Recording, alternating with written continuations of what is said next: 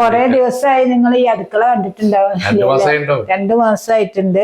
അപ്പൊ ശരിക്കും പറഞ്ഞ ഒരു മടി പിടിച്ച മാതിരിയായി ഷൂട്ട് ചെയ്യാതെ.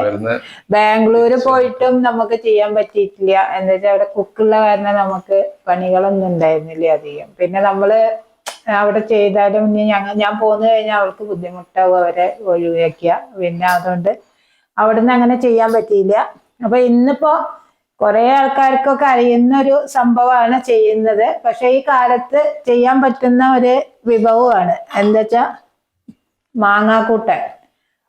ഇത് കണ്ടമാനം ഉണ്ടായിരുന്നു കേട്ടോ. അപ്പൊ അത് ലാസ്റ്റ് ആണ്. അപ്പൊ ഇനിയിപ്പത് ഇനി കാണിക്കാൻ പറ്റില്ല. അപ്പൊ വീണ് കിട്ടുന്നതാണ്. അടുത്ത കൊല്ലം ഇനി ഇത് കാണിക്കാൻ പറ്റുള്ളൂ. അത് ലാസ്റ്റ് മറ്റേ കഴിഞ്ഞു. കണ്ടമാനം ഉണ്ടായിരുന്നു കേട്ടോ. അത് കിട്ടാത്ത കുറെ ആൾക്കാരുണ്ട്. എന്റെ ഫ്രണ്ട്സൊക്കെ എപ്പോഴും പറയും മാങ്ങ കിട്ടിയിട്ടില്ല എന്ന്. പക്ഷെ നമ്മളിവിടെ ഇല്ലാത്ത കാരണം ഇതൊന്നും കൊണ്ടുകൊടുക്കാനും പറ്റില്ല. അപ്പൊ ഇതൊന്നും ഞാനൊരു 4 എടുത്തിട്ടായിട്ടോ ഉണ്ടാക്കുന്നുള്ളൂ. എന്താ മണം അറിയോ? നല്ല നാടൻ കടുമാങ്ങ ഉണ്ടാക്കിയ മാങ്ങയാണ് ഇത്. എന്താണ് നല്ല മധുരം കേട്ടോ. ഒരു കഷ്ണം ശർക്കര കിട്ടാൻ മതി, അത്രയും മധുരാണിത്. പറ്റില്ല, ഇത് വീണ് കിട്ടുന്ന വേണം. അപ്പൊ ഇതുകൊണ്ടൊരു പഴുത്ത മാങ്ങ കൂട്ടാൻ ആണ് ഉണ്ടാക്കാൻ പോണത്. ഞങ്ങൾ ഉണ്ടാക്കുന്ന ഈ സ്റ്റൈലില്, പല സ്ഥലത്തും പല സ്റ്റൈലിലാണ് ഉണ്ടാക്കുക. ഞാൻ ഉണ്ടാക്കുന്ന സ്റ്റൈലിലാണ് ഇത് ഉണ്ടാക്കുന്നത്. അപ്പൊ ഇത് എങ്ങനെയാണെന്ന് നോക്കാം.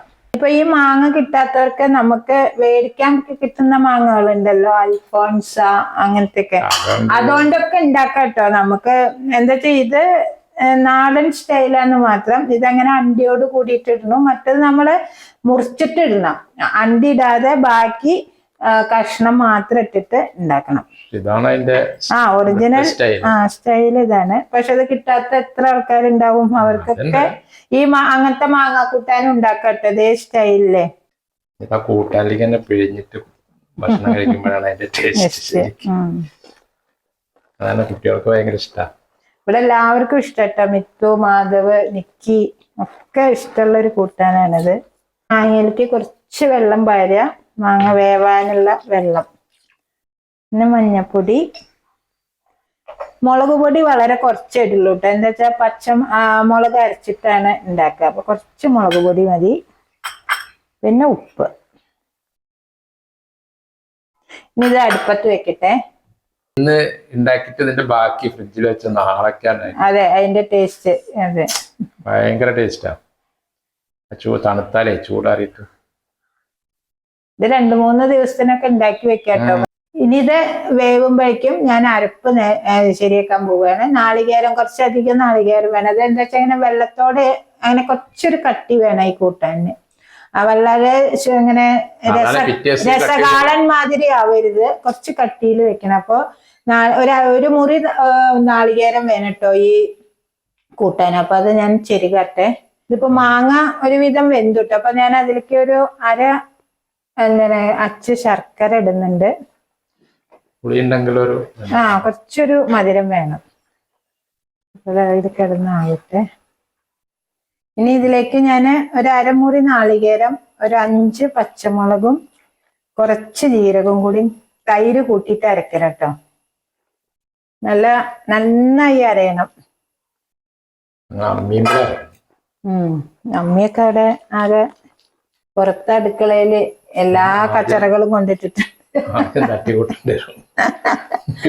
സുരേട്ടന്റെ കൃഷി ആയുധങ്ങൾ മുഴുവൻ അടുക്കളയില. പിന്നെ എന്താ ചെയ്യാ, അടുക്കളയില് ഒന്നും ഉണ്ടാക്കാൻ പറ്റില്ല. അധികം പുളി വേണ്ട കേട്ടോ. തൈര് സാധാ നമ്മള് പുളിയില്ലാത്ത തൈര്.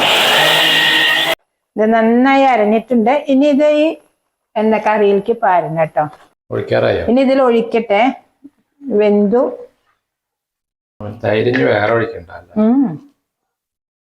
കടുക് പൊടി ഉണ്ടെങ്കിൽ കടുക് അരക്കണ്ട, അല്ലെങ്കിൽ കടുക് ഒന്ന് ഇതിൽ അരക്കണം. പക്ഷെ എന്താ വെച്ചാൽ കടുക് ഇതിൽ കൂട്ടി അരക്കുമ്പോഴേ ചിലപ്പോ ഒരു കയ്പ്പ് വരും. ഇതിലേക്ക് ഞാനൊരു സ്പൂണ് കടുക് പൊടിച്ചത് ഇടുന്നുണ്ടേ. അതെ അതെ. ഇതിങ്ങനെ പൊടിച്ച് ഫ്രിഡ്ജിൽ വെച്ചാൽ മതി. അപ്പൊ നമുക്ക് എന്താവശ്യത്തിനും പെട്ടെന്ന് എടുക്കാം. നന്നായിട്ട് ഇളക്കട്ടെ. കടുക് പൊടിയുടെ ഒരു ടേസ്റ്റ് വരട്ടെ. ഇനിയിപ്പോ ഈ ചട്ടിയിലായോണ്ട് ഒന്നും കൂടി ഇരുന്ന് കുറുക്കും. കുറച്ചും കൂടി ഇടുന്നുണ്ടേ. ഇതൊന്ന് നന്നായി തിളച്ചാൽ ഓഫ് ചെയ്യുക, എന്നിട്ട് വറുത്തിടുക. എല്ലാം തിളച്ചു, ഇനി ഓഫ് ചെയ്യണേ. ഇനി വറുത്തിടാൻ പോവാണ്. കുറച്ച് എണ്ണ, 2 വറ്റൽമുളക്, കടുക്,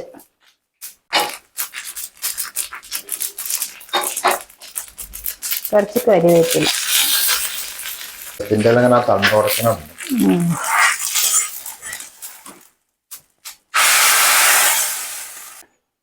മാങ്ങാക്കൂട്ടൻ റെഡി ആയിട്ടോ. ഇതിനിപ്പോ കുറച്ച് കട്ടിയാണല്ലേ, നല്ല കട്ടിയായി ഇപ്പൊ തന്നെ കേട്ടോ. ഈ ഒരു പാകാവണം. മറ്റെങ്ങനെ വല്ലാതെ വെള്ളമായിട്ടുണ്ടെങ്കിൽ ഇത് മാങ്ങ ഇതും കൂടി ഒരു യോജിപ്പ് ഉണ്ടാവില്ല. ഇനി ഒരു ഉപ്പേരിയനെ, ഉപ്പേരിയുടെ ഇല എന്ന് പറയുന്നത് നമ്മുടെ എന്താ പറയാ, മുളകിന്റെ ഇലയാണ്.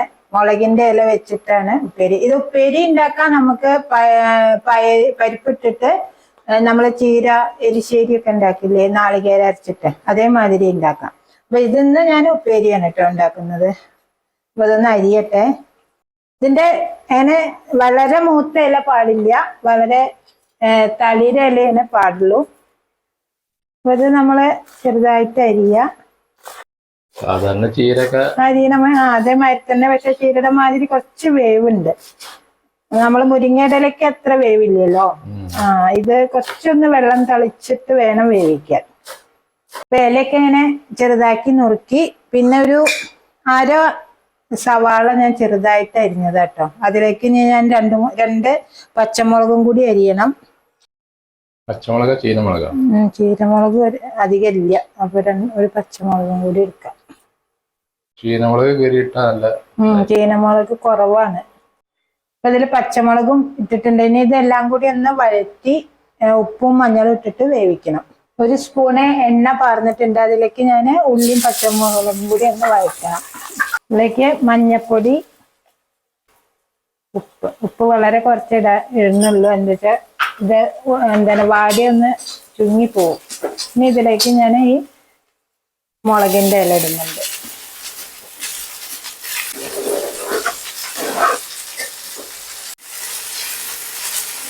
ഇതിന് കുറച്ച് വേവുള്ള കാരണം ഞാൻ ഒരു വെള്ളം ജസ്റ്റ് ഒന്ന് തളിക്കുന്നുണ്ട്. എന്നിട്ട് തീയെ ഒന്ന് സിമ്മിലാക്കിയിട്ട് ഒന്ന് അടച്ചു വയ്ക്കുക. ഒരു 10 മിനിറ്റ് അവിടെ ഇരിക്കട്ടെ. ഉപ്പേരി റെഡി ആയിട്ടോ. നമ്മളെ മുളകിന്റെ ഇല, പക്ഷെ കുറച്ച് അധികം വേണം, എന്നാലേ നല്ലോണം ഉണ്ടാവുള്ളൂ. ഇതിപ്പോ വല്ലാതെ ചുങ്ങിപ്പോയി. എന്നാലും ഞങ്ങൾക്ക് 2 അപ്പൊ ഇതിനി ഓഫ് ചെയ്യട്ടെ.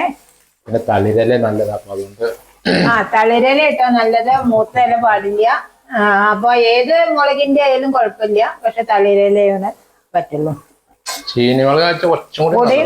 അതെ, ചീനമുളക് ആണെങ്കിൽ കുറച്ചും കൂടി നന്നാവും. പക്ഷെ ഇപ്പൊ നമ്മളവിടെ അധികം ഇല്ല. അതാ അപ്പൊ ഇതൊന്ന് ഓഫ് ചെയ്യാൻ പോവാണേ. ന്യൂണിക്കാം അല്ലേ?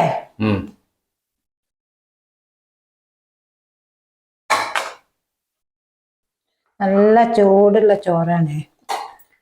പിന്നെ അതിന്റെ മേലെ എന്തോ മാങ്ങാക്കൂട്ടാൻ കറക്റ്റ് ഇതായി വന്നിട്ടുണ്ട്.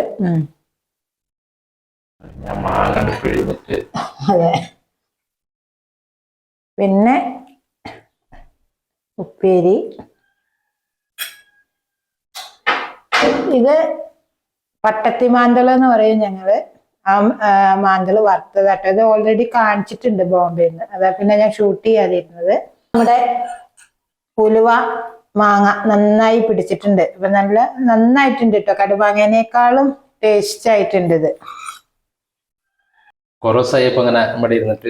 കഴിച്ചിട്ട്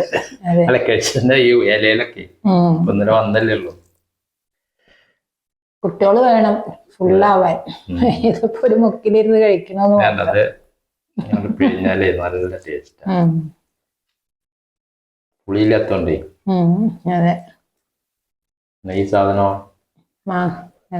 രണ്ടും നല്ല കോമ്പിനേഷൻ കേട്ടോ. നമ്മള് മോര് പാർന്ന കൂട്ടാന്റെ ഒപ്പം ഒരു മത്സ്യം വറുത്തതുണ്ടെങ്കിൽ നല്ല കോമ്പിനേഷനാണ്. നാട്ടിൽ വന്നിട്ട് മനുഷ്യൻ കഴിച്ചില്ലേ? നാട്ടില് അല്ലേ, ഇപ്പൊ നമ്മള് മിഞ്ഞാന്നല്ലേ വന്നിട്ടുള്ളൂ.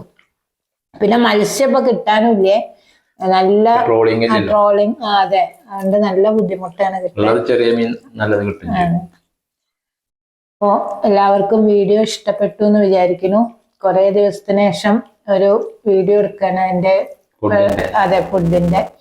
അപ്പോ എല്ലാവർക്കും ഇഷ്ടപ്പെട്ടാൽ സബ്സ്ക്രൈബ് ചെയ്യുക, ലൈക്ക് ചെയ്യുക, ഷെയർ ചെയ്യുക കേട്ടോ. Okay, bye. അതെ, കൂട്ടാൻ നന്നായിട്ടുണ്ട്. Okay, by.